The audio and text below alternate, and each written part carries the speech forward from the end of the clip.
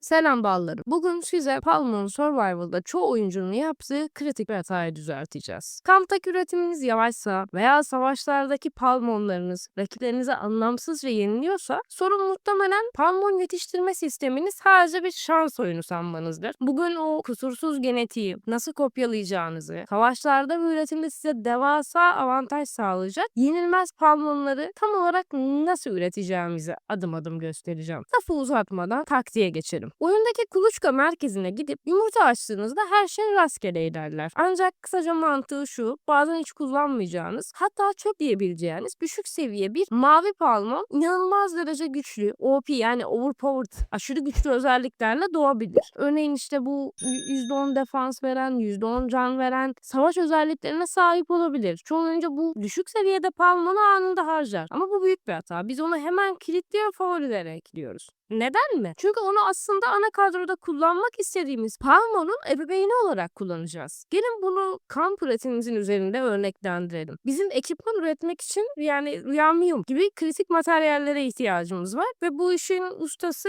Axelium dediğimiz palmonlar. Eğer Axelium genetiğini başka bir palmondan aldığımız Rhenium avcısı gibi nadir üretim hızlandırıcı yani bir güç veren istatistiği eklersek kampımız adeta bir fabrikaya dönüşür. Eritme işleri için en iyi olan Palmon'a bakalım. Vulkan yani bu tatlı köpekçik var ya. Biz buna ne getirmek istiyoruz? Amacımız onun üretim hızında artış sağlayan %30 bonus veren yeteneğini getirmek istiyoruz yine demircilik işlerinde. Ama bu özellik şu an elimizde alakasız bir Palmon'da var. O Palmon'u yine ebeveyn olarak atıyoruz ve üretimine başlıyoruz. Amacımız ne biliyor musunuz? Ebeveyndeki bu kusursuz özellikleri yavru vulkana geçirmek. Eğer bunu doğru yaparsanız o işe yaramaz dediğiniz mavi aslında gördüğünüz palmonların sizin genetik aktarmak için kullandığınız bir kuluçka merkezindeki denekler olacağını göreceksiniz. Şimdi gelelim bunun biraz da detayları ve istisnalara. Öncelikle ilk olarak bahsetmemiz gereken şey şans faktörü yani RNG, özellik aktarımı. Bazen ebeveynleri doğru seçseniz bile yavruya 3 özelliğin 3'ünde birden geçmeyebilir. Sadece ikisini alabilirsin, bazen bir tanesi gelebilir. Bu tamamen normal. En fazla 2 ya da 3. dönemede o kusursuz bir şekilde palmonuza özellikler gelebilir. Hatta şanslıysanız tek seferde bile alabilirsiniz. Yani istediğiniz yavruyu elde ettiğinizde artık eski ve kötü özellikle çalışanınızı kamptan terhis edip yani bırakabilirsiniz aslında onu kovabilirsiniz. Yine onu aldığınızda diyelim kovduğunuzda onun gelişim materyallerini, parçacıklarını yeni ürettiğiniz kusursuz yavrunun yıldızını yükseltmek için kullanın. Mesela Axelium'un diyelim örnek veriyorum. Yıldızını yükselttim ve daha sonra rüya özütü yani üretme hızını arttıran yeteneğini yükselttim. Böylece